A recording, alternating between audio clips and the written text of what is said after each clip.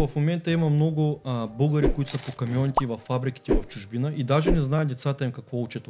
И повечето са изтощени и изморени от деня и се обаждат за по 10, 15, 20 минути на децата си, даже някои изобщо не се обаждат и реално погледнато изобщо не знаят тяхните деца в момента дали се образуват или не. А аз ви гарантирам, че децата ви в училищата им променят историята. Казвам ви, след някоя друга година ще сядаме с нашите деца и няма да знаят кой е Васил Левски. Значи в момента децата по математика. Математиката е едно от най-важните неща. Всяко движение дори е математика.